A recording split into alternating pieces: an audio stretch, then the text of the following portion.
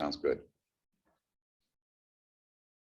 Well, I recall pretty much everyone from last time here. We're missing a few folks. I guess most of you know me. I'm Howard Hawkey, and there's a screen with the Gelia and my name on it. That's simply the computer that's right next to me here that I'll be using for screen sharing purposes. So that's why that's there. And this is the second session of Quakerism 101.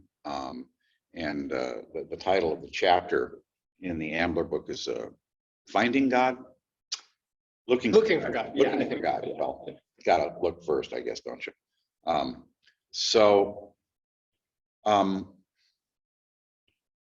I like, by the way, my apologies for not having been with you the first session.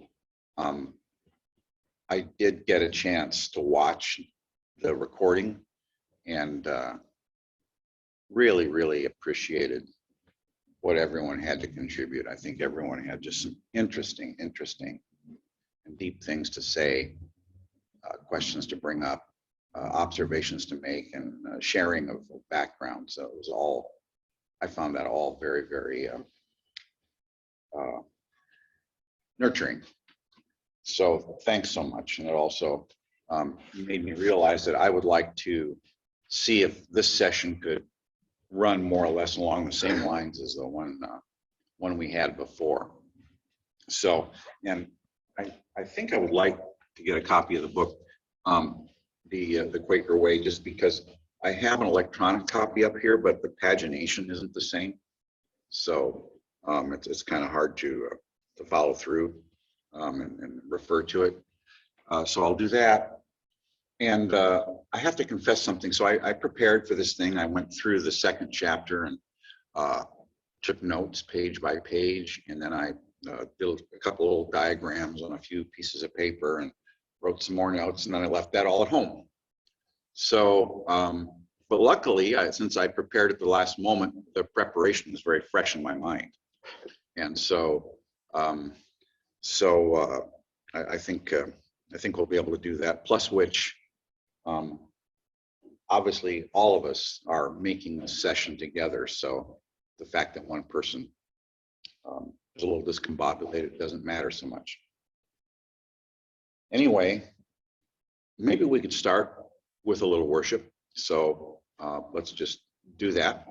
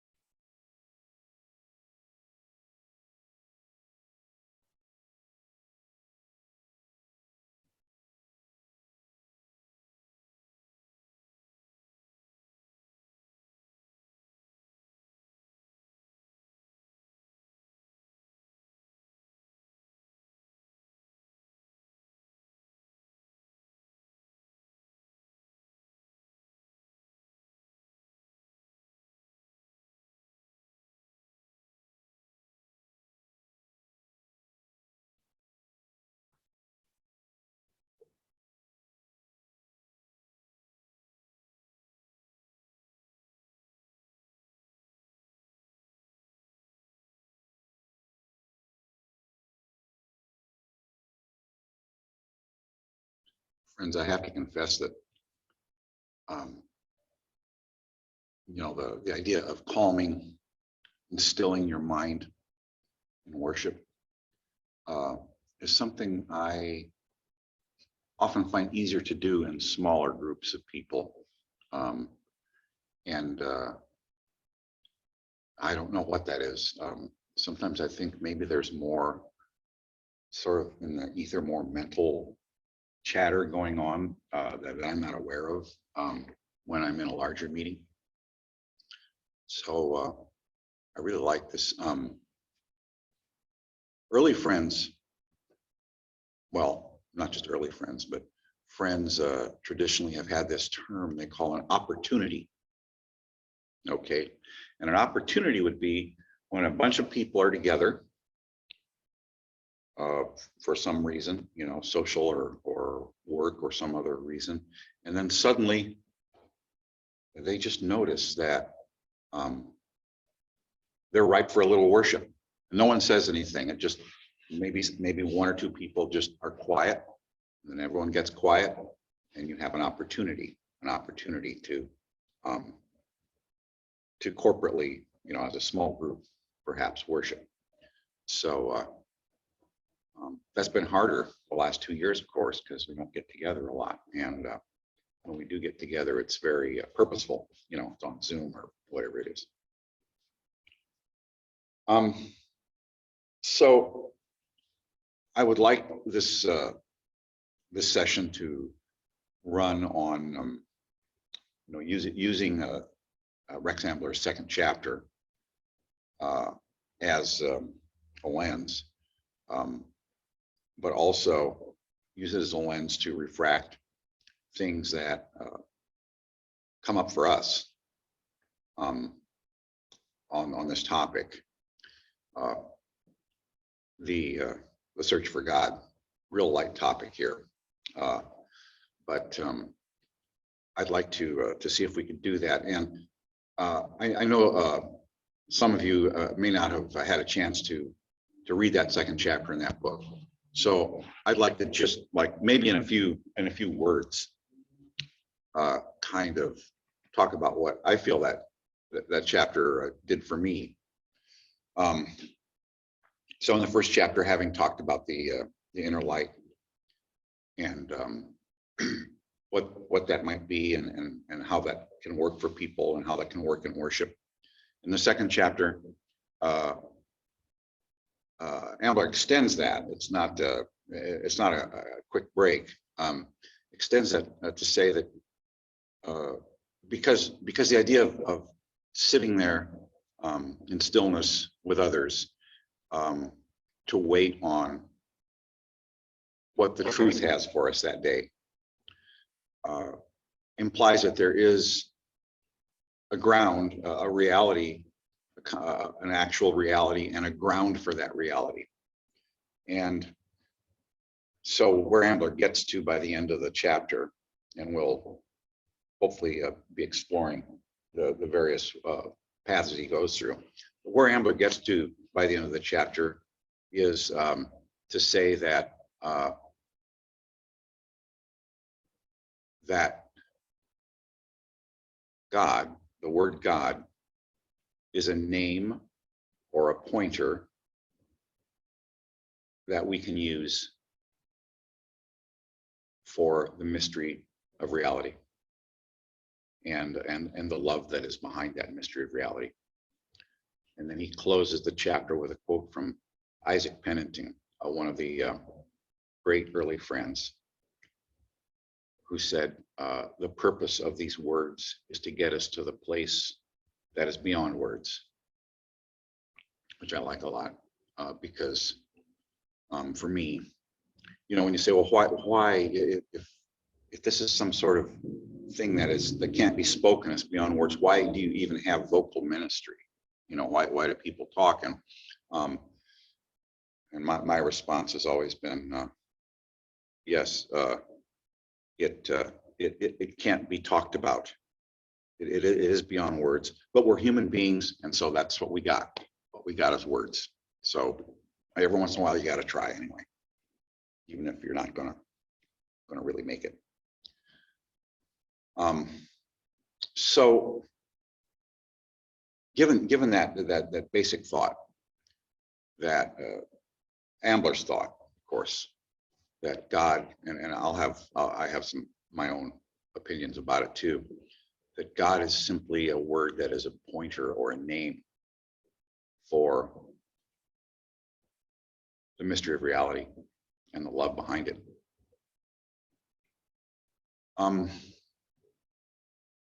Either those of you who have or haven't read the book, can we come up with perhaps some queries that we can discuss this afternoon regarding that? And it would be nice, but I don't know if it's possible, not to simply have an intellectual discussion. I'm sure elements of that will come in, but to talk about something else. Claire's not here today, but I really, really liked some of the things she said, and I think some of the things that the rest of you chimed in with, which is that for her, this experience, the spiritual experience, is a feeling. You know, it's a thing. It's something visceral, and it'd be nice to keep that in mind as we work through this. I think that's very key, and Ambler acknowledges that also in the second chapter here. So, and I just realized I don't have anything to write with. Elias, she's so helpful. She's running up to get something to write with. But I would like to think that maybe we could come up with some queries to consider. For those of you who are a little newer to Quakerism, queries are one of the main ways that we explore things together. Someone comes up, or someone's come up with queries, with questions that we want to ask ourselves. And sometimes they're very practical, you know, like I remember reading from the 19th century queries that for instance, there are queries that are sent to each monthly meeting by the yearly meeting that for us to answer every year. And so they're pretty typical in our yearly meeting. There are things like, what is the role of children in your meeting? You know, that would be a query. How do you manifest Quaker testimonies in your life as a meeting? How is business conducted amongst you? And from the 19th century, they were even more practical or more specific. There were queries like, have you been able to maintain the testimony against gambling and swearing of oaths? You know, that sort of thing. They would ask each meeting. But the queries can also be things like, what is our experience of the inner light right now? And that very basic query, the query behind all queries is, how has it been with you, friend? So can we think of some queries that we might want to consider in the next couple hours? I'll just go silent and let folks chime in.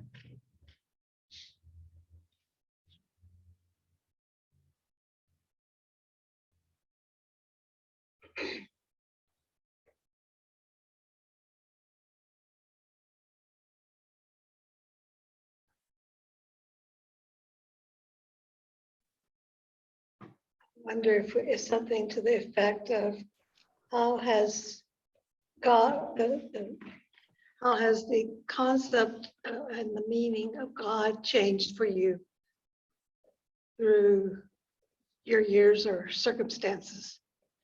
Something like that.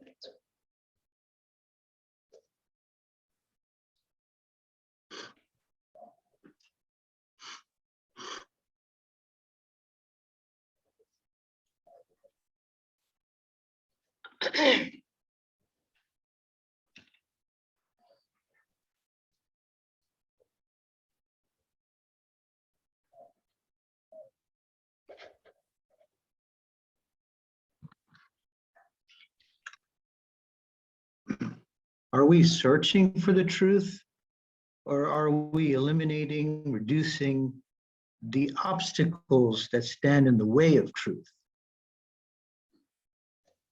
Ego, jealousy,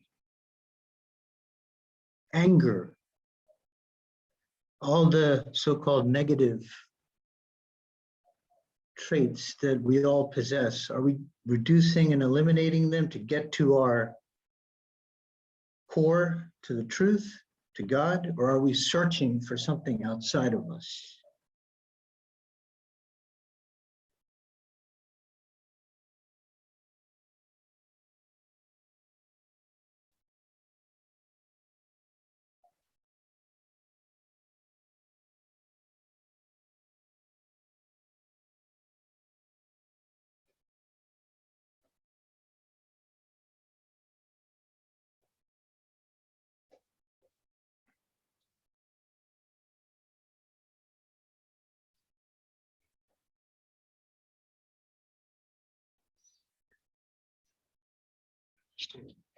How do we reconcile our experience of God with the existence of suffering and evil in the world?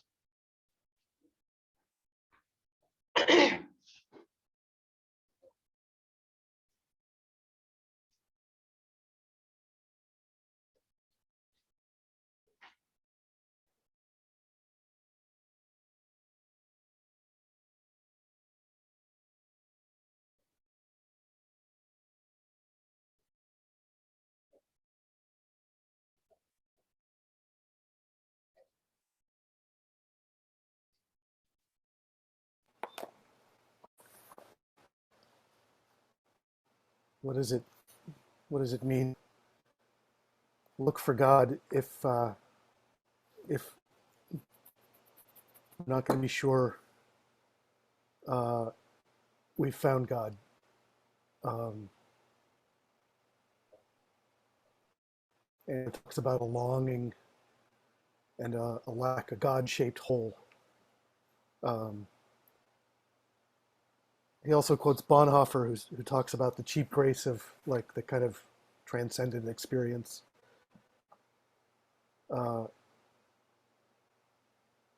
Ambler does a great job of keeping the questions alive. So thank you, Howard, for asking us to concentrate on queries and questions. I'm really grateful that the chapter ended with the quote that it ended with. But I'm also grateful, Howard, that you remind us that words are all we've got.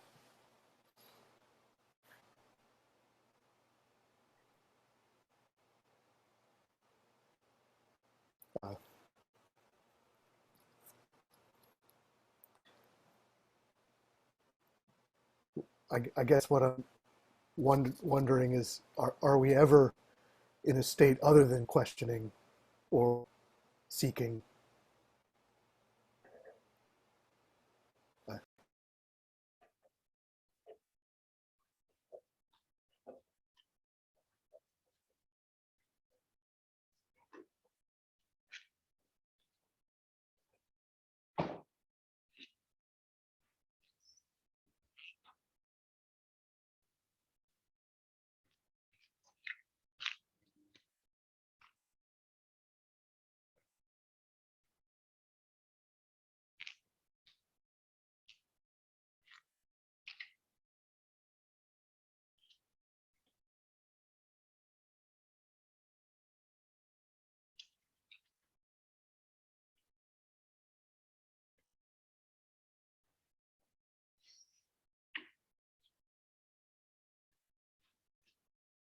Maybe that's enough to go with for now.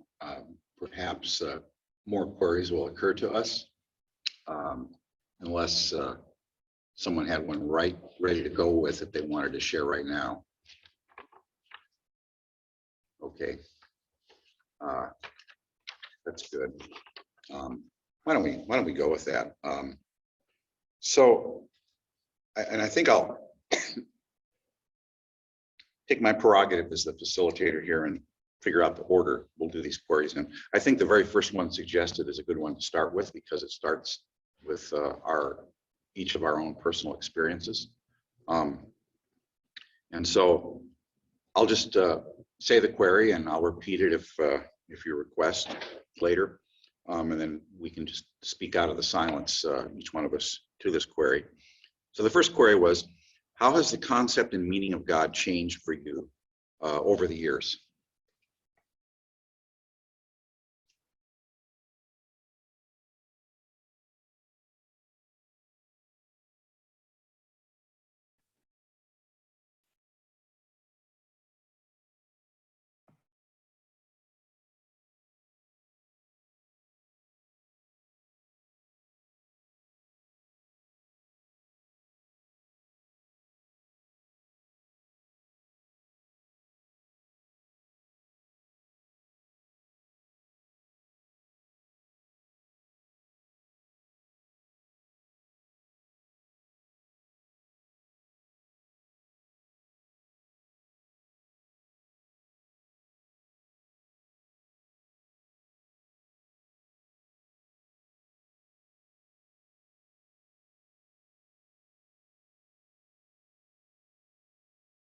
It's just from, as I told you guys last time, I was raised in quite a very secular household, and my first memories and associations with the word God are entirely derisive. It's used as a word that is to insult other people for being like that they're sort of just silly or ignorant explanations of the world or how things should be. And that is, yeah, at a very deep level, that sort of initial connotation it has. And just that it's a word used by kind of the enemy, I don't know, in a way, like people in society who we disagree with, who are retrograde. And it's very, when I sort of started to become curious and sort of explore and enter into religion later on,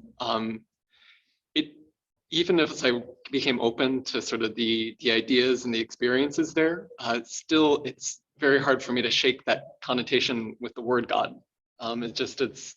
It feels like an alien word, something that's not mine.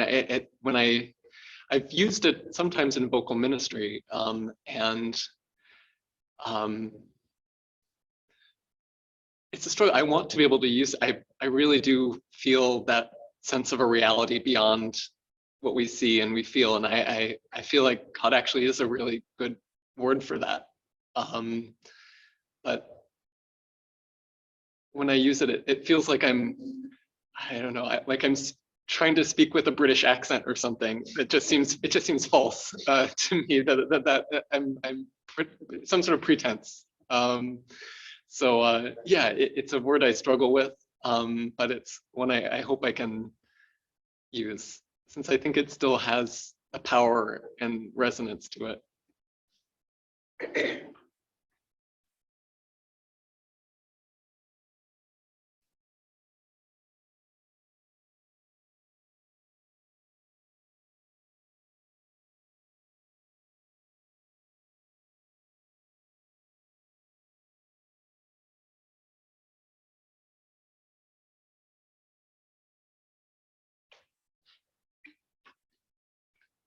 So this past week, I've had it several times with Emberly. So when she hear the word God, she say, "Oh, that's a bad word," and you can't say that word. And I said, "No, that's a good word. You know, it's a good word. It's all right." But she started in connotations of some other words with it. And so we've recently started a tradition with her of having a moment of silence before we eat, holding hands, and then she closes it for us and says, "Thank you for our food." So this week I asked her, so who are we thanking for the food? And she said, "Oh, Jesus." And I said, "Oh, okay." It says I also, when I'm there, I thank God for my food too. And again, she kind of shudders, because that's a bad word. Just. But I think about the little things that where she's at right now. It's kind of like us, we struggle with the definition of words, and I do. I struggle with those things. I find it easier to say God than I do to say Jesus. just because people have a meaning of Jesus that's I have a little bit, I might have a different view than some people. And so I tend to lean towards saying God over saying Jesus, even though I have a great, I would like to say I'm a follower of Jesus. But, there's that connotation out there. And in each phase of my life, when I was younger, it was more about like I knew God and I knew what, this relationship, and it was a personal, deep relationship with this creator God. And I was this child of God, and all those imageries that we have of family with God. And as I've gotten older, and it's actually situational and moment by moment, those types of feelings of that personal relationship has changed some. And I'm watching it and looking at it and seeing what it is and what it isn't. But I also know that the moment I'm in right now is not the moment I will be in or the one I was in. So all that, for me right now, it feels very fluid. That and I need to be aware of what's coming next, what is. And my moments of God seems to be more like the spring of watching the bees come out again and feeling the joy of the flowers and seeing them healthy and happy and knowing that God is a part of all of that and I'm here with the bee, and the bees.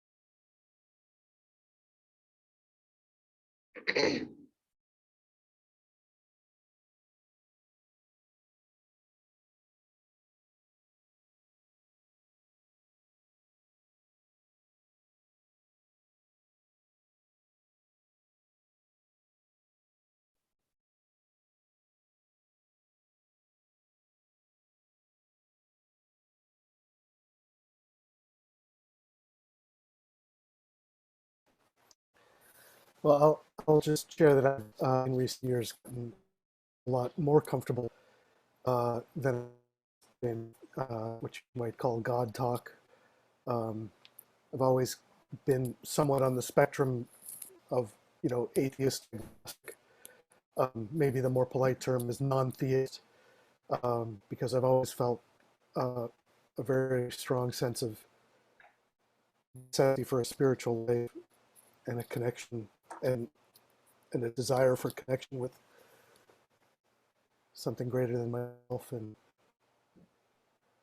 um, like James, there were times in my life where I was all that happy talking about or thinking about the Judeo-Christian concept of God. Um,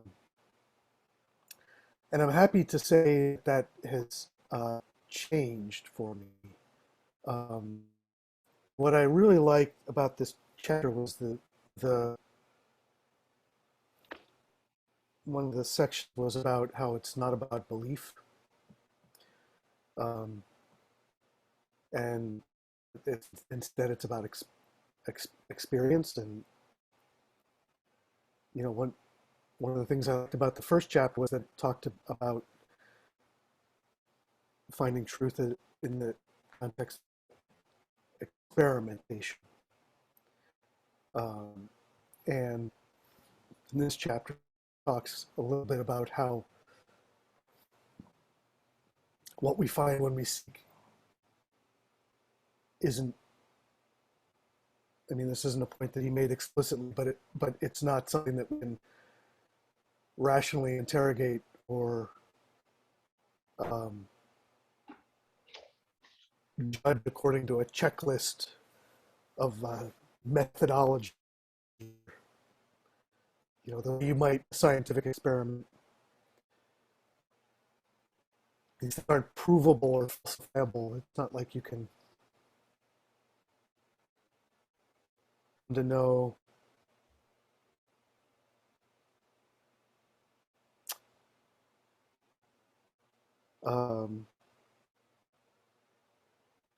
and so the thing that I guess coming back to is this question of searching and searching for that which can be put in language. And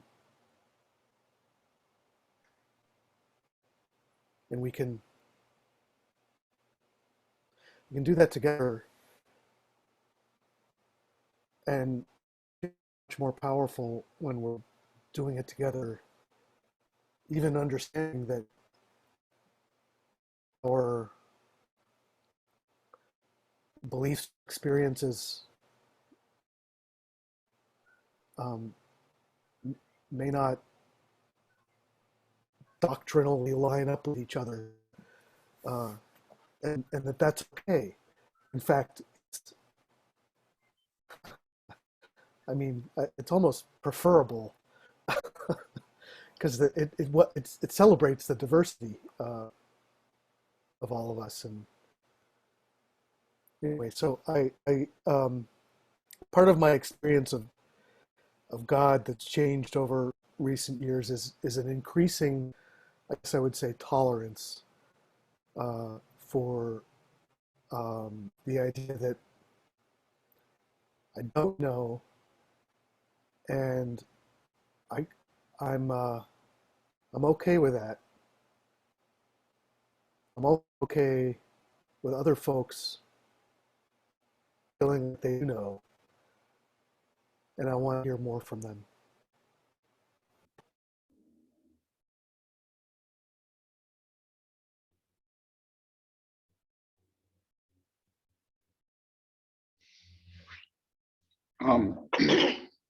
Unlike James, I was brought up in the household of a Methodist minister. My mother and father were in the Methodist ministry in a small, in rural, isolated areas of northwest Iowa, where Iowa, Minnesota, and South Dakota come together. And this has just occurred to me. Just this query just brought it out to me just in the last few minutes about how my concept of God evolved from childhood, and it was bifurcated. It was a bifurcated concept because there was what I specifically believed, which these propositions I had in my head from a very early age, versus an experience that I had. And the childhood belief, well, I remember one of my first, apparently in the Sunday school that we went to, there was this, I remember there's this huge picture, you can probably find it, it's fairly generic. It's a picture of Jesus and the little children, of the world.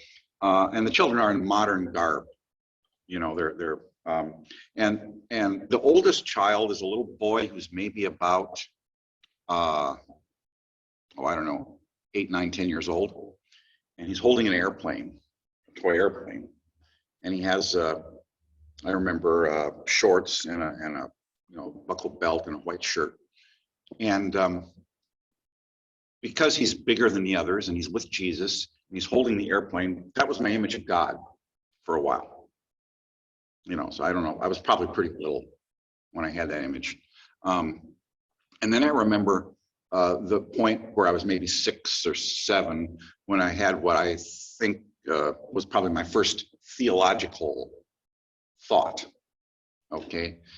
And it was regarding what would happen to people at the Last Judgment. And what would happen to people at the Last Judgment is all the things they'd gotten away with during their life that they hadn't been spanked for, okay? Would all be gathered up into one big spank. And if they could physically survive, if their resurrected body physically survived that spank, then they were saved. That was my big perception. So So anyway, that was my conscious thinking about God.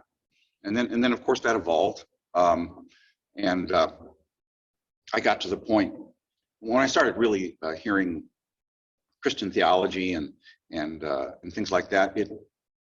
I always gave assent to it externally, but it didn't make a lot of sense for me. And after I left home when I was 18, I drifted away from that. And until I came to Quakers in my mid 40s, I really was sort of unchurched and unmoored. But parallel to all that, again, from my earliest memories and feelings, there was a sense whenever I was by myself and wanted to just still myself and not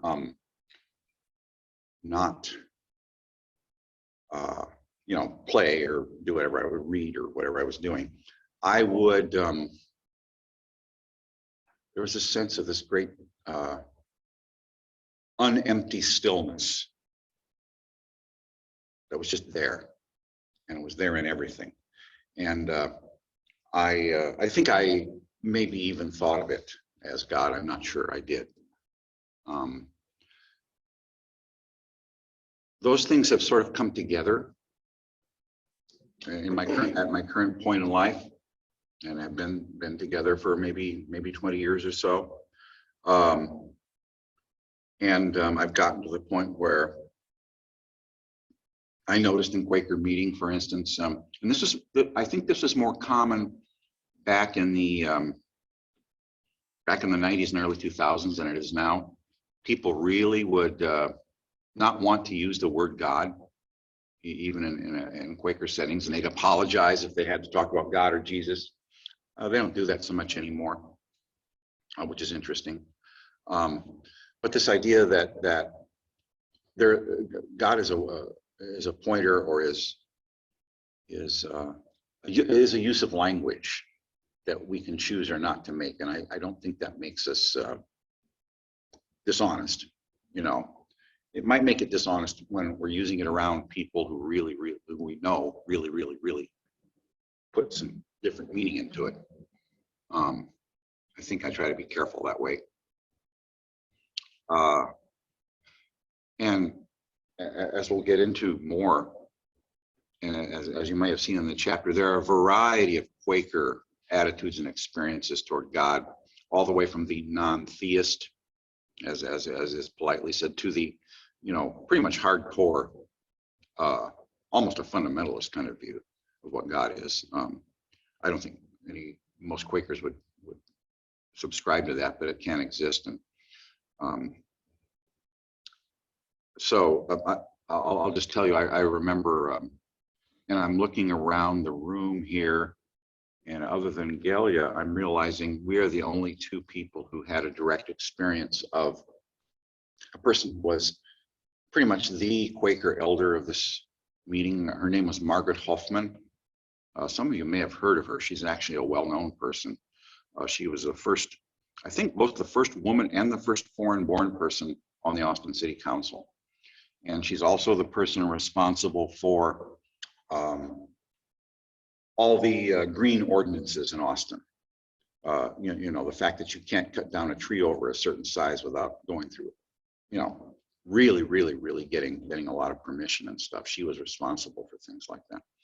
And she was a Holocaust survivor. And she had come to this country right after World War II. A Holocaust survivor in an interesting way. Her mother was Jewish and her father wasn't. She was from Germany. And so she got moved around as a child to different places before local authorities figured out that she was part Jewish, and then she got moved somewhere else. And she was in Dresden when it was firebombed, and she was a committed pacifist. The interesting thing about her, and this also goes maybe to one of the other queries about the existence of evil. She would have me over to her house, and we would just talk. And I remember her saying, "Howard, I just don't get this God stuff. What's that all about?" And obviously I wasn't the first person she'd asked. she would have debates with people about God. She was for all practical purposes, an atheist. And she was yet the elder of our meeting. But that idea that it's a form of language that I can choose when it works.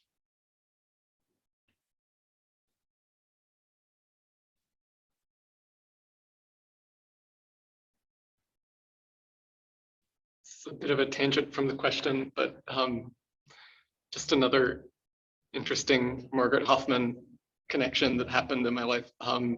So I think I might have mentioned last time that part of the thing that got me interested in exploring Quakerism was an interest in consensus process, which happened while I was sort of involved in Occupy Austin years ago.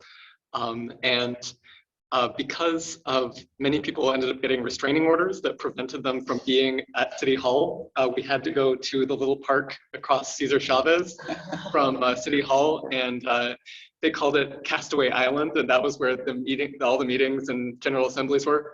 That actually, I found out, that's the Margaret Hoffman Memorial Park is across the street from City Hall. So I felt like there was a sort of, I don't know, because it's a stand of live oak. It is a stand of live oak there. Yeah, that's a beautiful place. I think it's the smallest park in Texas. That was it. Okay. Maybe United States, it's very small, of course,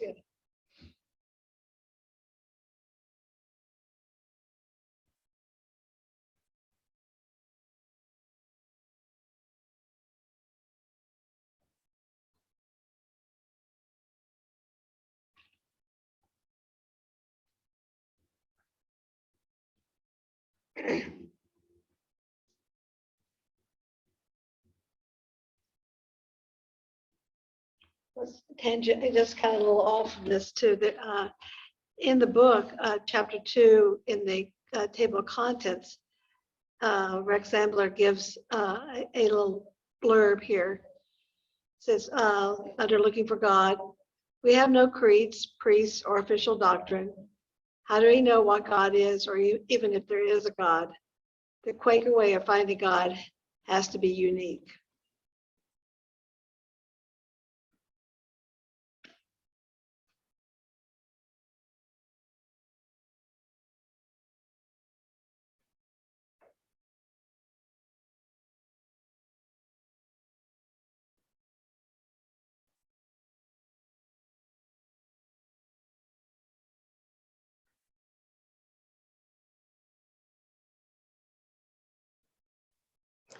I feel like that resonates with me a lot in kind of my experience with exploring Quakerism. Like I said, I grew up Southern Baptist, very evangelical, and it was, I don't know, like growing up, there was this, not only was God like a specific individual, but he, and of course it was he, existed on two extremes where allegedly he's all good, all loving, but also there's this constant threat of, hellfire, damnation, very much driven that kind of brimstone kind of setting. And it wasn't just a matter of saying the Jesus prayer, accepting Jesus into your heart, that whole thing. You had to believe like the very specific nuanced doctrine. It had to be the right denomination, had to, anytime there was a threat of a schism, you needed to be on the right side. Like there was some very specific thread of authentic Christianity that you needed to find. And it was that sort of late 80s, early 90s, late stages of satanic panic where anything that was off the beaten path was some sort of deception. And you had to constantly be on guard and all of that. And so for me, as I've kind of grown and evolved and discovered Quakerism and more like esoteric forms of Christianity, it's been a movement towards learning to be okay with not knowing, that it's okay to not have all of the answers and to, not believe the very specific thing that you need to believe, and kind of removing that intellectual side of the whole thing where it's not just a thought problem that you need to think through. So that's been a really interesting shift. And that's something I've appreciated about being in the Quaker environment, is that everybody has such sometimes wildly different concepts, but there's something that brings us all together and something that's a shared experience. And so that's something that's been really meaningful for me.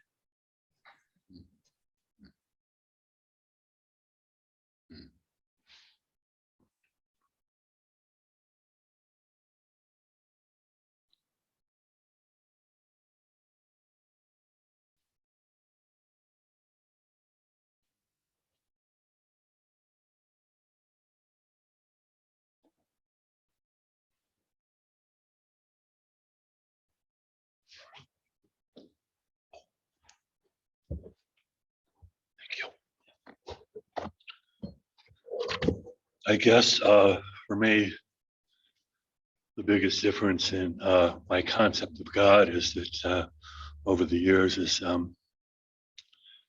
my knowledge or actually lack of knowledge about God. When I was a little kid, I knew exactly what God was like. I knew for sure too. God was just like Santa Claus, except he wasn't quite as forgiving, and he worked 365 days a year, and sadly, I thought of God as him too. But over the years, I gave up the idea of God being a Santa Claus God, or God being a superhero God, God being a gender. And now I feel I know less about God than I ever did, which is okay, I guess, because that just makes me that more open to what God is.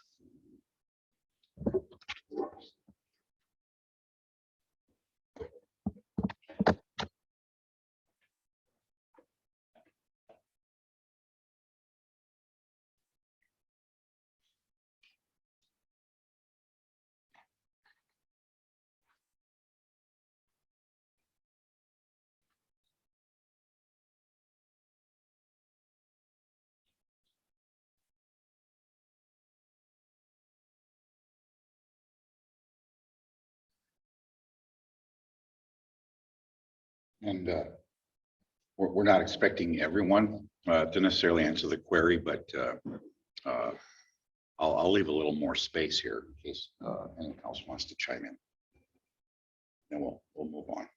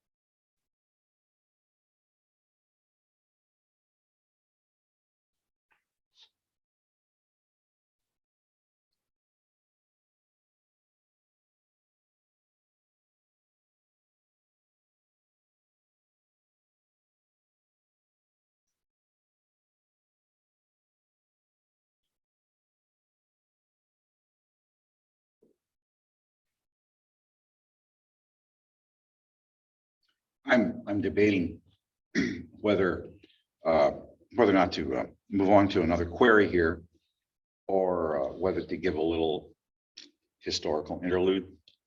I don't know which way to go. I did want to, because I thought it was a real important question that I heard last time, and we did. I did see that you spoke about it. I think it was Prakash brought up. You know, what is the Quaker attitude toward the scriptures? You know, the Christian Judeo-Christian canon, and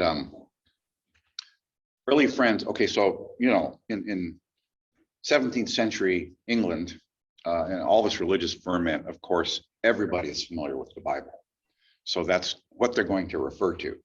You know, I'd like to. I've got here the Journal of George Fox, which you can find online. You can get in many different formats and stuff. But it's George Fox's discussion of his journeys and travels, not all of them. And I'd like to read you just a few passages he said.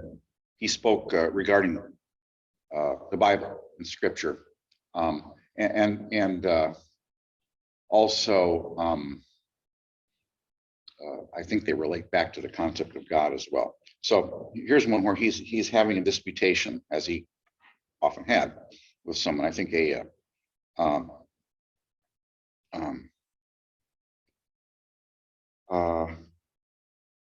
with an Anglican priest.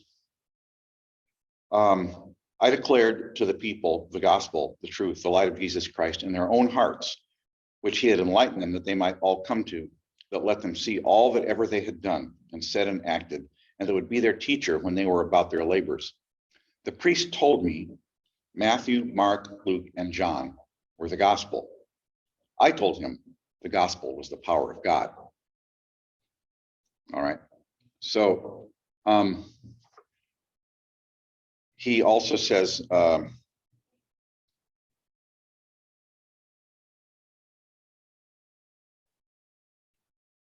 he quotes and then answers some charges that were made against him, formal charges that were made against him. And one charge is that George Fox did dissuade men from reading the scriptures, telling them it was carnal, that is fleshly, you know. Answer: for dissuading men from reading the scriptures, it is false, for they were given to be read as they are, and not to be made a trade upon. But the letter is carnal and killeth, but that which gave it forth is spiritual and eternal, and giveth life. This I witness. And then he puts a scriptural citation there. That George Fox said that the scriptures were antichrist. Answer: that is false and was never spoken by me, but they which profess the scriptures spirit and live not in the life and power of them as they did which gave them forth, that I witness to be antichrist. And Fox would say things like, you can't get anything out of any writing, scripture or otherwise, unless you read it, quote, in the spirit in which it was given forth. That is, in its original spirit. And then he talks about another incident where he's talking to people. They that were in the light of Christ and Spirit of God did know when I spoke scripture, though I did not mention chapter and verse after the priest's form. So it's an interesting relationship. Even the earliest Quakers did not have the view that most, certainly wasn't that one view, if nothing else, tells me that the Quakers were not what we would call Protestants. You know, the Orthodox Protestant view of Scripture is that it is the authority. You know, sola scriptura was Luther's a phrase. Only by Scripture. So I think that's important. Now, and again, we you know, we've been talking about Quakerism in a very elevated, not say elevated, but a very you know, about about what some very deep spiritual things. But it would be unfair not to show you some of the foibles, failings that Quakerism has had. So there was a great schism in Quakerism that happened in North America that happened in the 1820s, the years 1827 and 1828, I believe. And there's a Quaker leader named Elias Hicks, and Elias Hicks talked about the sufficiency of the inner light. He was a big abolitionist as well, by the way. And some point, there was another movement within Quakerism, which was had started because Quakers were starting to see that, gee, all these other sects and churches have these creeds, and they have Sunday schools, and they have this stuff. We think we should be more like them. And so there was a schism that happened basically over whether or not Scripture was inerrant and authoritative versus whether the inner light was sufficient. I mean, I'm simplifying a lot here. And the ones who went the way of the authority of Scripture and that we needed to have a doctrine that we could enunciate to people, those are called the Orthodox. And then the others, because they followed Elias Hicks, are called the Hicksites. And in general terms, this meeting is a descendant of the Hicksite tendency. Today, the Orthodox split up again several times. They had, won't go into what they all thought differently. They had Gurneyites, they had Wilburites, they had conservatives, all hewing to different concepts of Quakerism.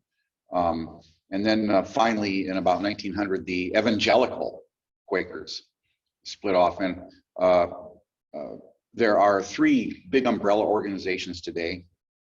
There's Friends General Conference, FGC, which serves as kind of an umbrella service organization, not a controlling body or anything like that, but they're an umbrella service organization for essentially Hicksite Quakers such as us.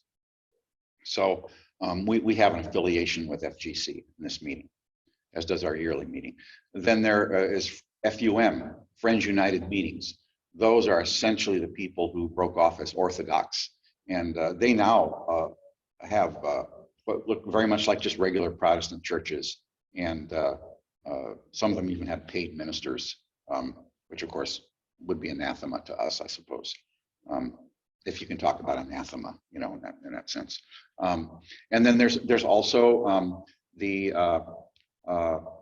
Friends meeting, Church Meeting International, Evangelical Friends International, which is the Evangelical Friends. And no surprise, they're actually the largest group of Quakers today. Most Quakers in the world today live in East Africa, or in the United States, and then other Quakers are in the United States and the UK, and there's quite a number of Quakers in Latin America as well. And most of the Latin American and African Quakers are from the Evangelical Friends. Now, Quakers have made a lot of progress getting back together over the last 50 or 60 years, and there is now there's a large umbrella organization that meets every, I think it's 5 years, but I mean it's active. It's FWCC, Friends World Committee on Consultation, and Quakers from all tendencies of Quakerism all over the world get together for that. So anyway, that's a parenthesis there.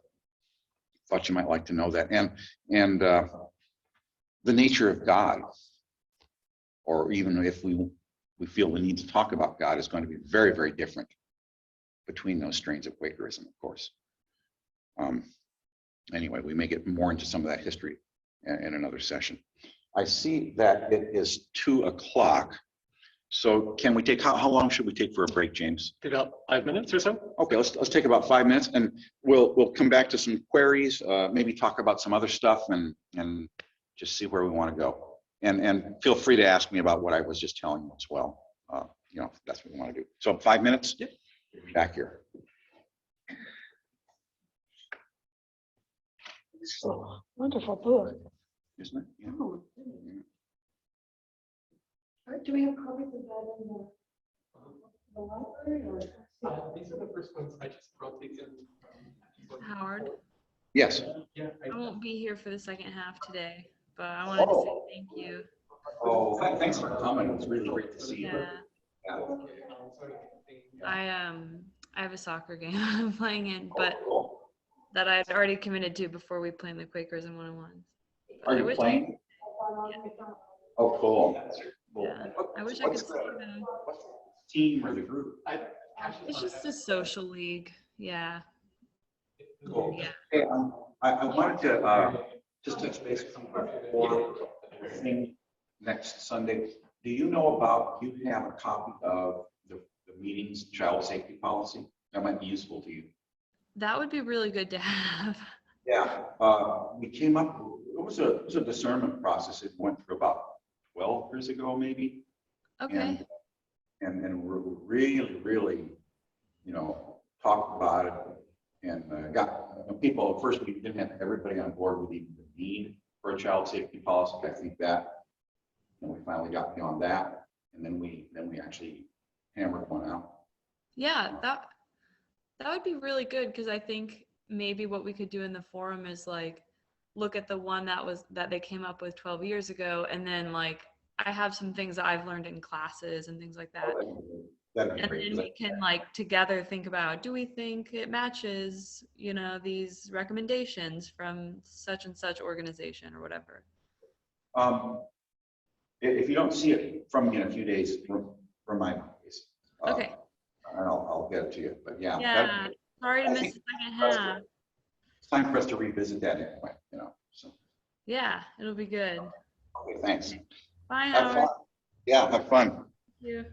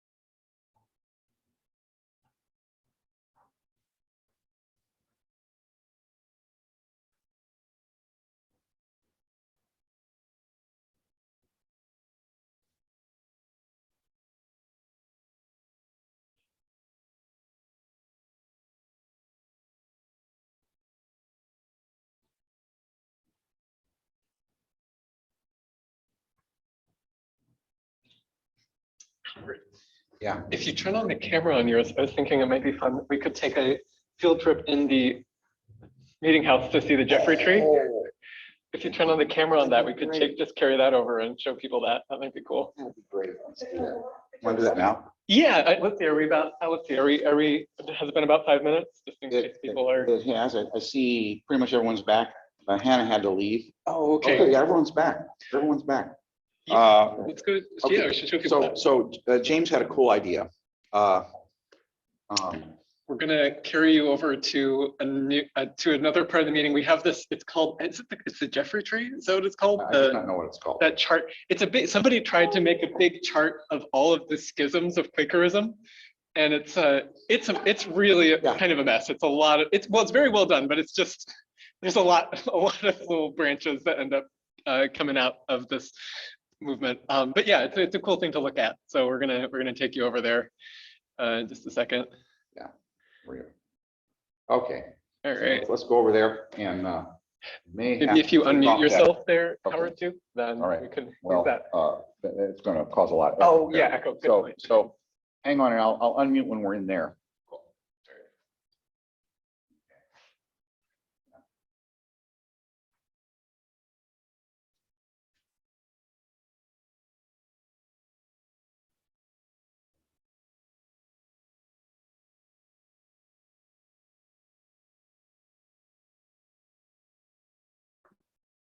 I've got this setting, you know, where your Oh. background is fuzzy. I'm going to try to take that off. Hang on. You want to go to video? Yeah, it's on video, isn't and it? then Yeah. the Up arrow? No, Up arrow, yeah. Yep. And then, yeah. And then it's down where choose video filter. And I'll say none. Virtual background, that's it. None. Great. Okay, so let's see what we can see here. Well, you just get an idea. Well, you So sit down here. start down here with the, George Fox and people in the 1650s. And then you move up and there's a couple little splinter groups. Well, these are yearly meetings. Yeah, yearly meetings. And then in the 1700s, some splits, but then the big split, the Hicksite Orthodox split. There's the Free Friends, and then you have the Mhm. Gurneyite, Mhm. Orthodox, Hicksites. Progressives go this way, Hickites keeps going that way. Yeah. And And they all kind of get together again in a funny way back up in the 20th century. And then you got the Wilburites and the Primitive, who splits off from the Orthodox, and the Conservatives split off from them. And then you have the conservative yearly meetings. You have a few that kind of somehow make it back over to the Hicksites. And then once again, the Gurneyites and the Orthodox keep on to today. Friends United meeting and Evangelical Friends. So it's an amazing thing. It's an amazing poster. A lot of people have it. So just thought you'd like to see. You might be able to find it online if you just want to look at Yeah. it, you know. I think it's nice that friends have made an effort to get back together, you know, after splitting up for 200 years ago.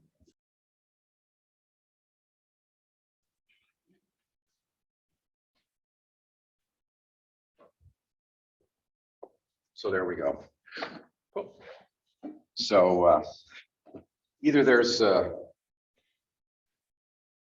misunderstandings, just some misunderstandings, or maybe the truth isn't just one thing. I don't know.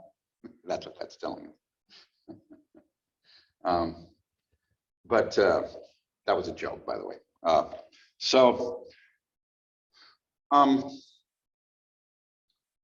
Did want to hit you with one other thing, another little thing here, which can be amusing, but also tells you about some of the controversies swirling around, not within Quakerism, but around Quakerism.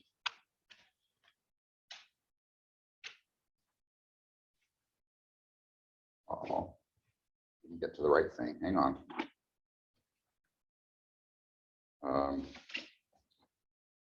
I don't know. Oh, wait. Wait, participants. Chat. Now I'm going to try again. I'm going to try to share my screen.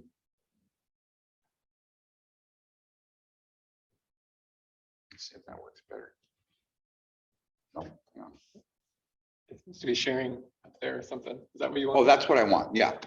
So here's a pamphlet written by a clergyman in the late 1600s named Charles Leslie. It's called The Snake in the Grass, or Satan Transformed into an Angel of Light, discovering the deep and unsuspected subtlety which is couched under the pretended simplicity of many of the principal leaders of those people called Quakers. Big letters there. And then he has some scripture quotations about false prophets and things like that. So, and then that's a 300-page pamphlet, by the way. And Leslie was famous for, but anyway, and I think somewhere it says the most the most horrible thing about the Quakers is this completely heretical doctrine of the inner light, you know, and that all their errors proceed from that. So the Quakers were not without their opponents. In fact, as we know, many of them were thrown into jail. Some of them even died there over these things.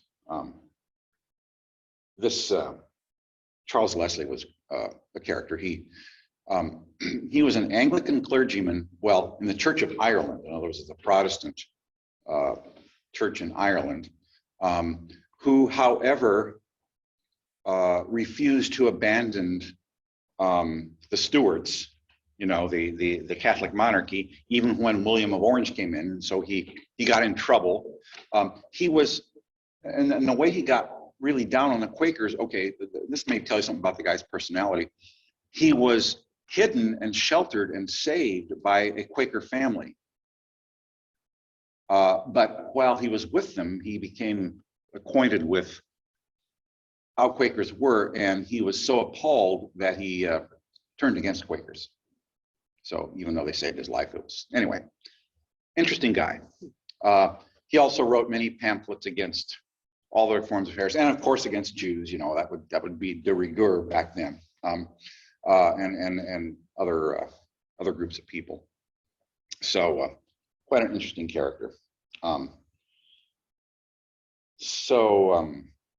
Yeah, I just wanted you to see that. It's kind of funny to read some of that pamphlet. By the way, I've gone over parts of it. Called "Snake in the Grass," and I think it might be the first use in English of that term, "snake in the grass." I've kind of tried to figure out where that came from, and that's one of the earliest uses of it. So it might be where that came from. I wonder if you wrote a pamphlet I have on my T-shirt. Oh yeah. I was going to ask Mitch about that. Can you show people that? Can we hear? Let's get this over there. See Mitch's T-shirt. It's a pretty cool T-shirt. Yeah, he has a pamphlet.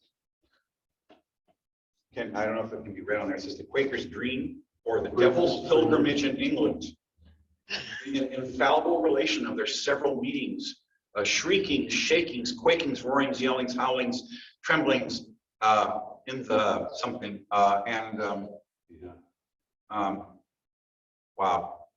with narratives of their several arguments, tenets, principles, and then you know, they're yelling things like "free will," a couple kissing each other there. Yeah, I kind of wonder whether mix them up with the ranters. Yeah, I think they're mixing them up with the ranters. You know, walk and most like to the light that will visit you, and be thou merry, and about ordinances, above ordinances. We're above all ordinances, and people with their clothes off and stuff like that. I think they're mixing up the Quakers a little bit with the ranters, which was James mentioned last time. One of the things the ranchers would like to do is they would, you know, you could just walk into a jail back then and be with the, you know, people in the jail. And so the ranchers would sometimes go to, when George Fox was incarcerated, they'd go to his, you know, where he was in prison, and they have parties right outside his jail cell. You know, to mock him or that sort of thing. Fox talks about one of those, and he said they gave him a pipe, you know, that they were smoking, and he said he touched the pipe to his lips but did not smoke. He touched the pipe to his lips to show that, quote, "I did not deny the creature." In other words, this is part of creation. You know, okay, fine. You know, here, you can have the pipe back. So anyway, there's our little interlude, little historical interlude. Where did you get that T-shirt? I ordered it online. It's a cool T-shirt. How I did it.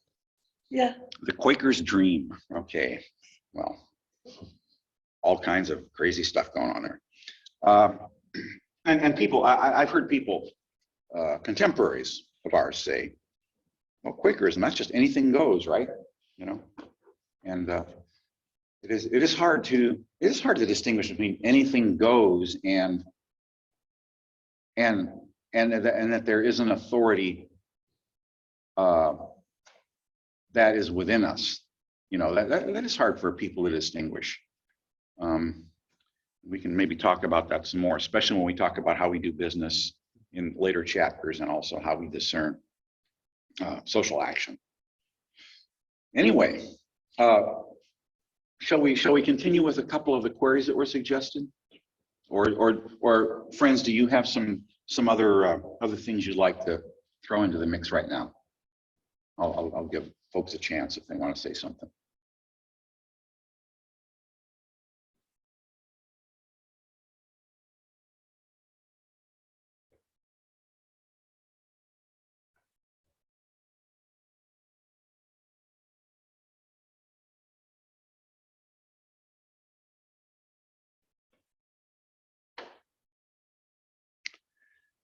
Let's go.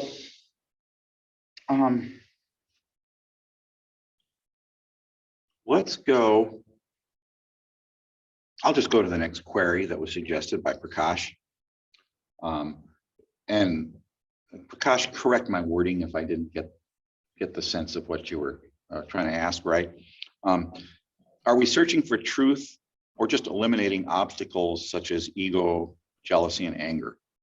You know, various traits within ourselves. Are we searching for something outside of us? Yeah, that's pretty much it. I only read chapter 1 because that's he's talking about ego. He's talking about the elusive reality. You know, what made Jesus search and expose the truth? What was the underlying thing? So, you know, I'm a proponent of the so-called natural state of human beings. Children have this, small children. We're very good at having the natural state. And so what my experience has been,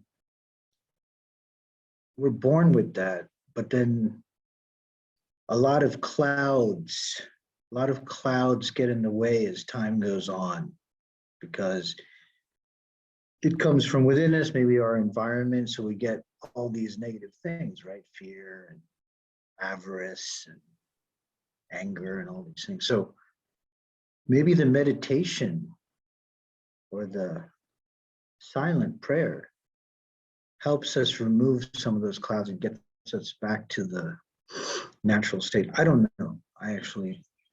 That's kind of my question. So. But I think you captured it.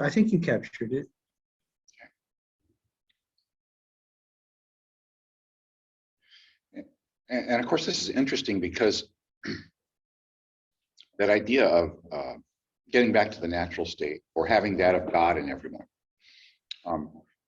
runs contrary to a lot of Orthodox Christian. And I say Orthodox, I don't mean Eastern Orthodox. I mean all. Yeah. In fact, I mean more like it's more Western Orthodoxy. You know, Catholicism and Protestantism. That doctrine of original sin. You know, yeah. I mean, this is a challenge to that, I think. Yeah, and I just got that book by David Graeber and the other David that James had asked me if I had read before. I just got that like a week ago. So the native people were quite good at this, explaining this natural state. And it was very peculiar to Europeans who came here. You know, they didn't understand. Well, the natives had trouble understanding the European view that, you know, wealth and all of this leads to power, but the natives couldn't understand because they felt that the natural state was freedom, and freedom and wealth don't always align with each other. So I was thinking about all this. I don't know. Yeah, so the original sin, it does fly in the face of that, because was Adam and Eve sinned against God. They were banished. And so it's almost like we were born to suffer. And our only way out of suffering is salvation through God. I think that's I mean, that's kind of the way I was brought up. I don't know. Fear played it in really, I mean, the first question was, how did you transform, your opinion or your view of God transform? I think as a child, I think fear had a lot, I mean, in retrospect, to us, God was like a North Korean dictator in the sky, judging, watching over you, judging everything you do. And if you do something wrong, you're going to be punished, just like a totalitarian leader. But at the same time, as someone else mentioned, God could be very benevolent, but only if you're obedient. Only if you do God's will, you will get rewarded. So that's kind of the view I had for many, many years. And then, of course, that view didn't last very long, because in the real, so-called real world, you kind of see different things happening. And so the view changed to something else. So,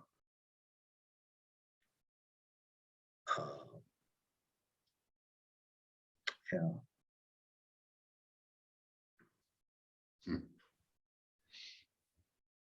So I guess no one else read that in chapter 1, that did anyone else feel that the meditation or the silent prayer helps you get back to your, no one got that? Or maybe I was reading too much into it. I think that's a fair thing to say. I definitely think it is. I mean, Fox seems to share with Methodists, by the way, the doctrine of what they call the Methodists call a doctrine of perfectibility. That is, it is possible, to improve, to get back to where we were, in this life. It is possible to do that. I think that's all over what the early Quakers talk about. I don't know if, what some of the rest of you would have been around a while in this would say. I was looking in George Fox's journal when you're talking about the native peoples. Fox actually took a couple of trips into North America during his life and went around to, I think he was in the Caribbean, and basically in British territory, in the Caribbean, and he was in New England and in Virginia, and talks about those, and there's a place where he talks about being in a meeting.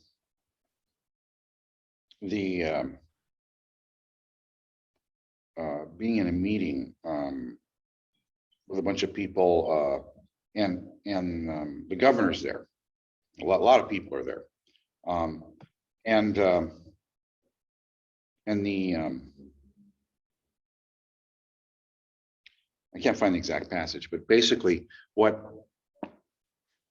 happens is they get into this, as George Fox was wont to do, get into this discussion, this argument about the inner light and whether it was universal, or whether that was just something that people in our culture had, meaning European or English culture. And at that point, he says there was an indigenous person there. I was president of the meeting. So I called him, and this is interesting because it's a very clear statement of what he thinks the inner light is. Okay. So I called him and asked him if he had that in him, which did reprove him when he did wrong. And he said that he did. And for Fox, that's a proof that everyone has the inner light. So it sounds almost something like conscience, that he's talking about there. It's more, but as Ambler says, he says it in the second chapter. I think he says in the first as well. He says that seems like a small thing, to base one's life on, but that's where you have to begin. you know, you have to begin with that light that's in you shining on your own life and your own deeds. But the implication is you do it without self-blame. You know, you just look at it, in other words, you're cold and you're cool and calm in your thoughts, as Fox would say, and you say, okay, well, that's how I am. Okay, you know, and then you, when that stuff starts getting revealed to you, certain things about the ego break down, you know, and you start getting in touch with how, not just how you really are, but how things really are, how reality is. So anyway.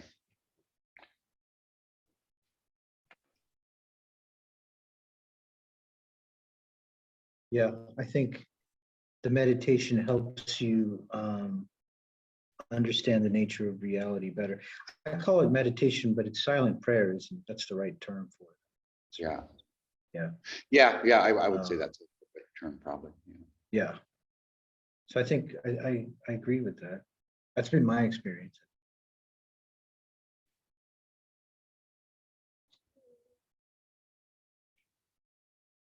I remember hearing that what perfectionism, that idea was one of the things that the early Friends got a lot of criticism for, especially that they say, if the Friends say, oh, we can return to the state of sort of blamelessness and purity, and then people would be very quick to point out, though, that they still would see Quakers getting drunk and wandering around the streets and doing sort of that we didn't actually get to a state of perfection. I think we're still not quite there, probably. So I guess, yeah, what does that mean? I don't, it's one of the actually doctrines of early Friends that I've never really, hasn't resonated deeply for me.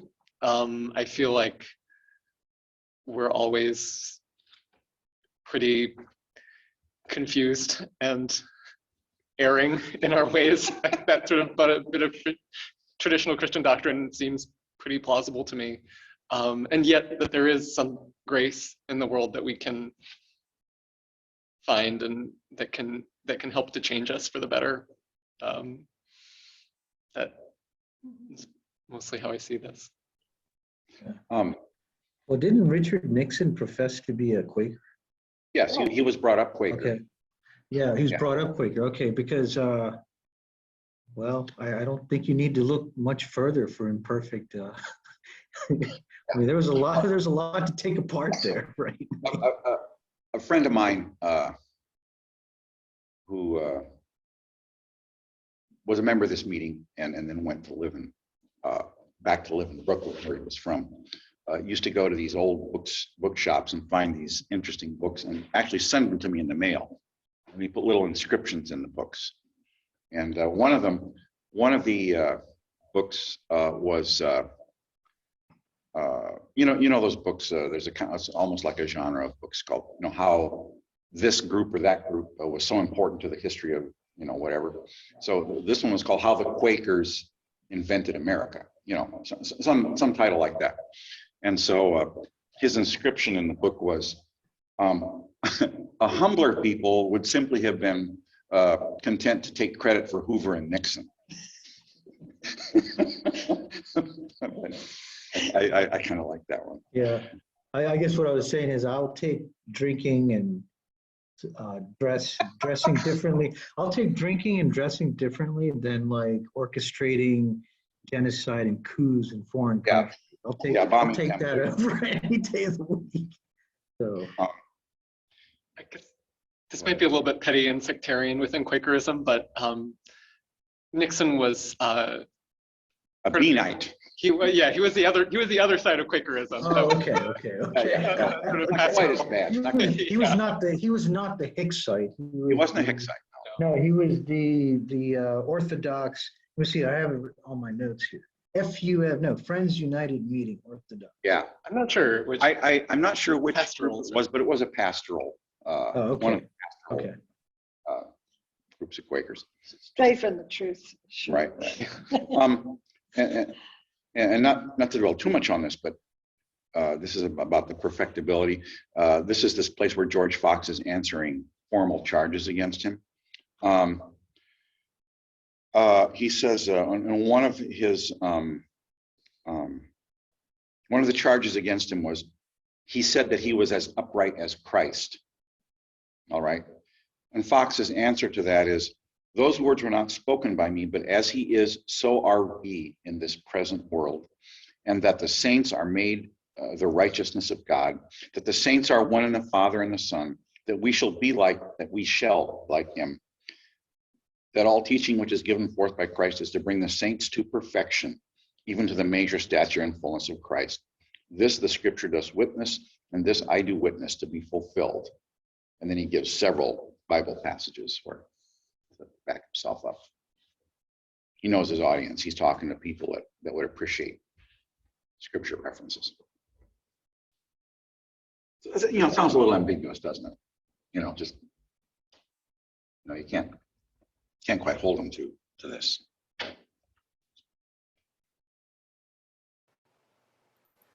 Well, I like this query because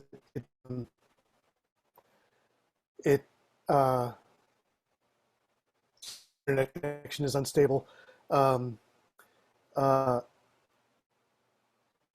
It reminds me a little of the Socratic Method.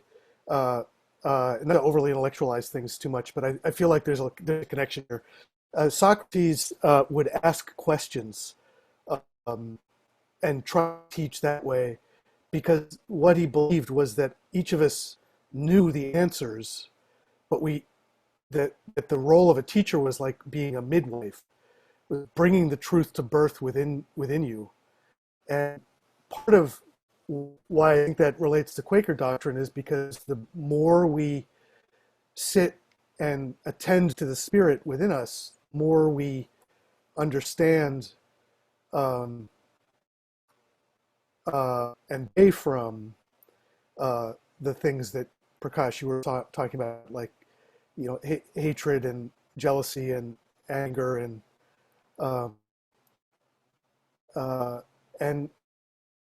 this idea, it all connects to this idea of perfectibility and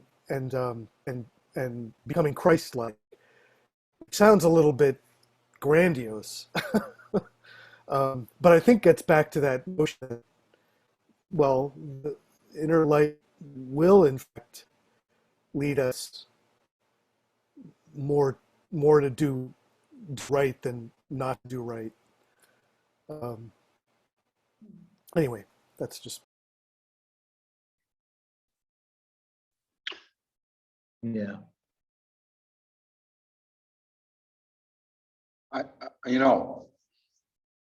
One of the interesting things to me is that Quakers won't, at least our Quakers, don't want to talk about a creed or about beliefs that you can nail down. In fact, there was we filed an amicus brief a while ago. They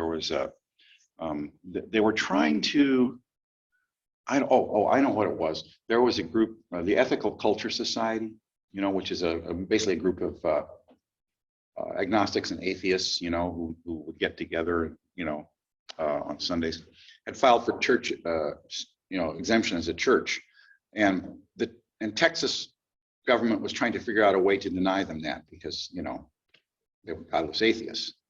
Why should they get church exemption? And they were having a hard time, so they finally came up with a formula they thought would work. It says any group can have a church exemption if they can certify. Give us a statement of their beliefs and certify their belief in a supreme being. And so the Quakers are like, no, we don't want, we're not doing that. And they filed an amicus brief, but they were successful in beating us back. I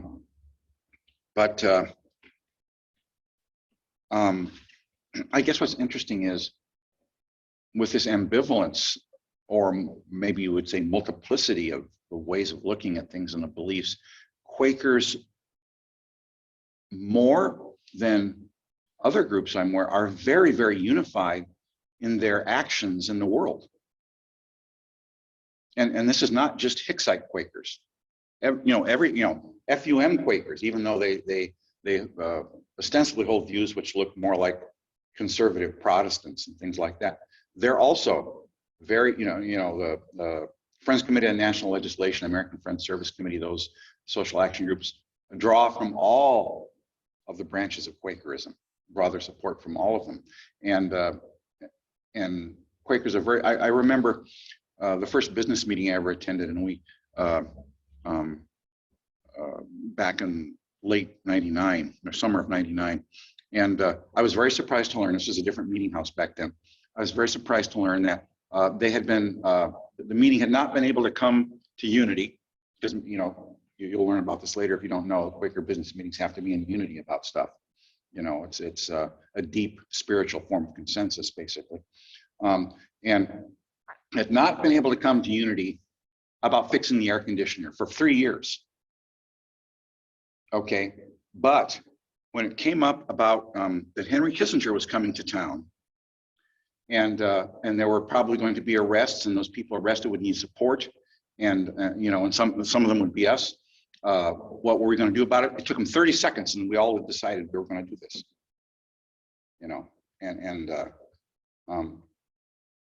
So I think it's interesting. I think it's interesting that there is a truth, but what we say about that will be more, multifarious, so to speak.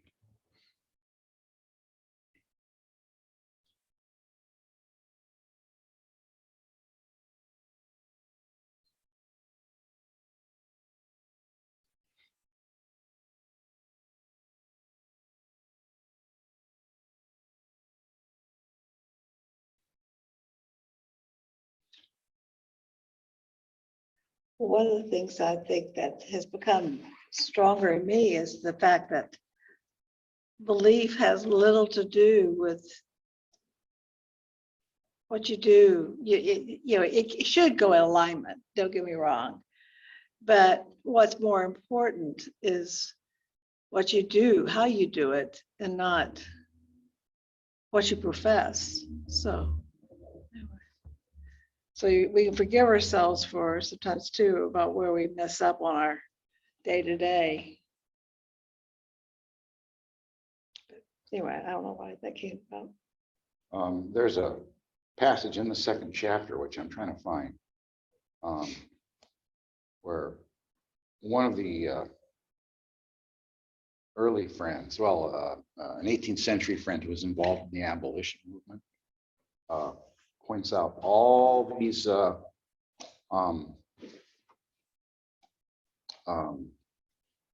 it is. Anthony Benezet, best known for his pioneering work against slavery. He wrote an entry in his notebook saying, basically wondering why so many right-thinking Christians are so insensitive to the plight of African slaves.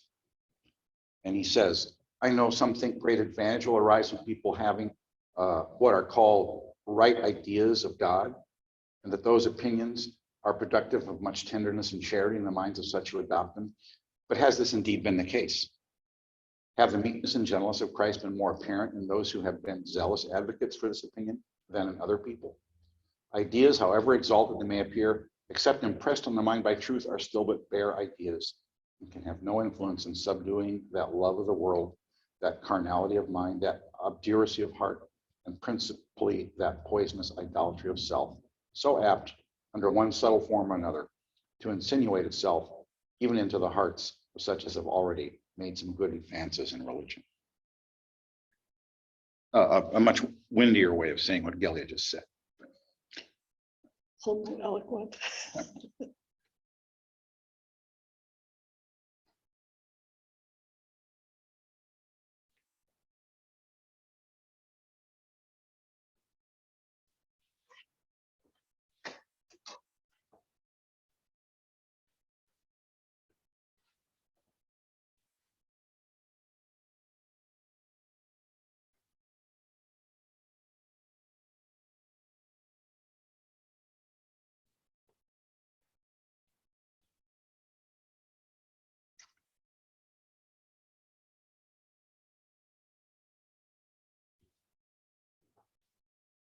I have a query that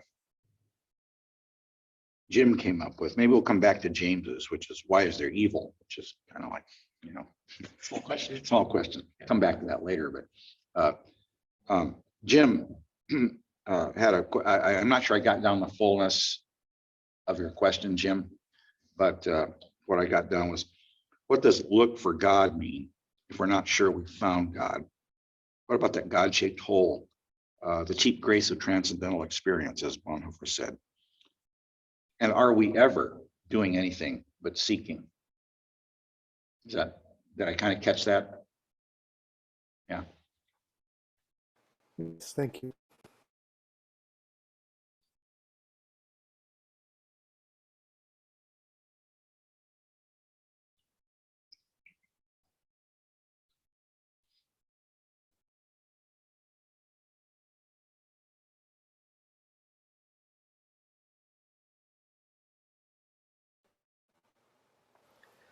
I was standing in a Lowe's or a Home Depot with my son, puzzling over something, and an old, the only way I know how to describe him, an old Texan was there in the aisle with us, and we were asking him, and I can't even remember what project we were working on together, but his answer was, and it has stuck with me, and I use it in all sorts of contexts. He said, "It's hard telling, not knowing,"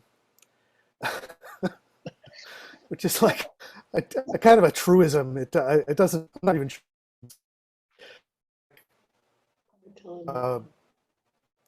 It seems to be in line with Ambler's message in this chapter, which is that we're looking. I mean, I kind of like that you use the word finding God, the way he did in the first chapter, finding the truth, but just talked about looking for God and about that which is beyond language. I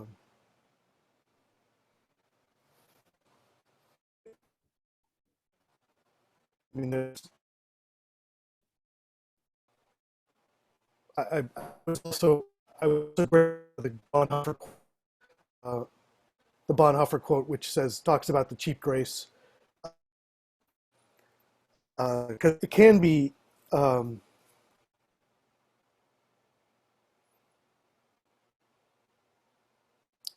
mean, something to strive after, meeting for worship.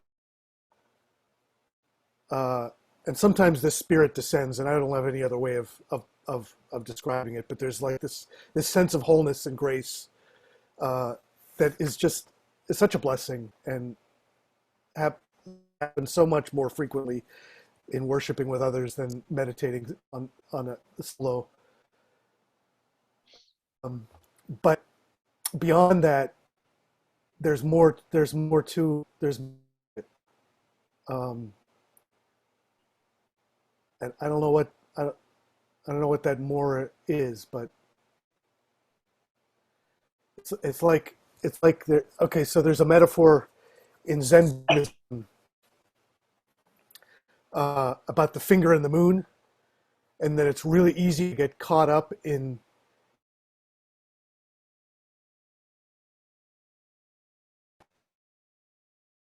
moon, and so there's something there about doctrine and how it's, or even the cheap grace of transcendent experience, where what's being shown to us is something more than the experience or than the doctrine or the text of the Bible. So what we want to be doing is reaching, even though that we're not going to necessarily reach it. But I don't know if any of that makes sense. But that's sort of it. Knowing. Hey, Jim, next time you talk, try turning off your video. That might improve your. Oh, okay. Thank you. Yeah.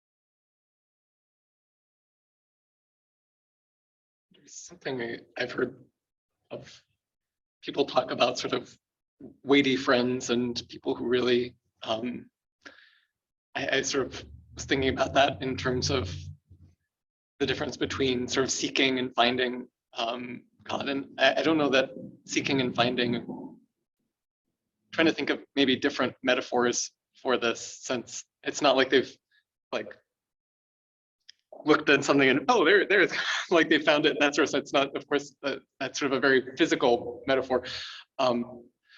But maybe what it is that they found is sort of some sort of stable and grounded relationship to God, that they've come to have that deeply be a part of their life and find a sort of,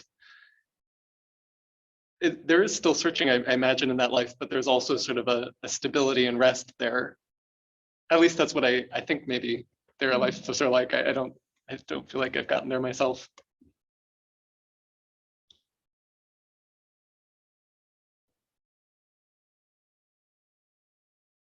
Still at the getting drunk in public stage. Oh, pretty. No, I'm talking about myself. I mean,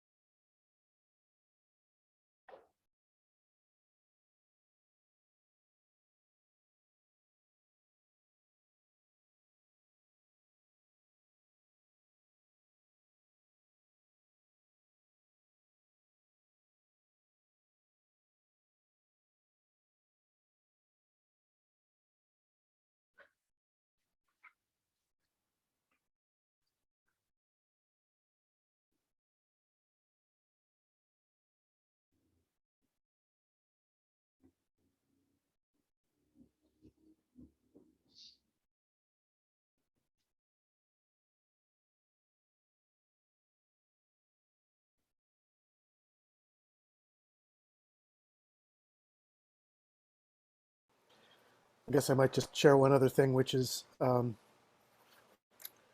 again another metaphor. I like use of the are you a practicing Catholic? Are you a practicing Quaker?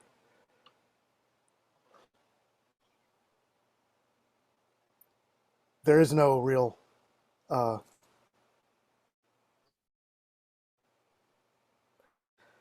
there's nothing outside the practice. Um, I mean, it's not that there's nothing outside this. The practice is necessary. It's like, how do you get to Carnegie Hall? But at any rate, it's a lifelong practice.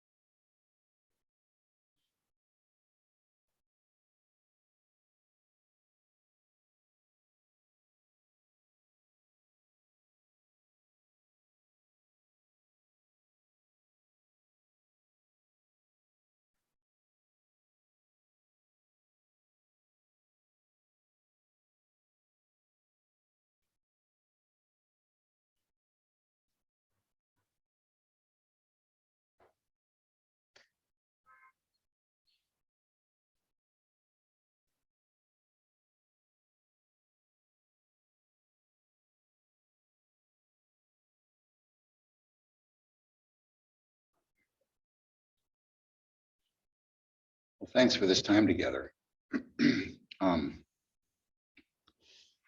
I can't help thinking about, we've talked about the contents a little bit of, especially last time, of vocal ministry. And I recall that once there was a forum on vocal ministry, as we have often. And this is quite a few years ago. And they were talking about it and how it works and how great it is. And then someone said, well, can you remember any great ministry that you've heard? Can you tell us some great ministry? No one could remember. And some people were upset about that. And other people said, no, the words weren't the point, were they? You know, I mean, I've heard some great ministry. I maybe even recall some words, I don't know. Similarly, if you read the journals of early Quakers like George Fox, I mean, every other page in this 500-page journal, he's going somewhere and in a meeting for worship. And he never talks about what happens in the meeting for worship. The most he'll say is, we had great openings. So anyway, I hope we've had a little bit of some openings here today. And really appreciate everybody being here.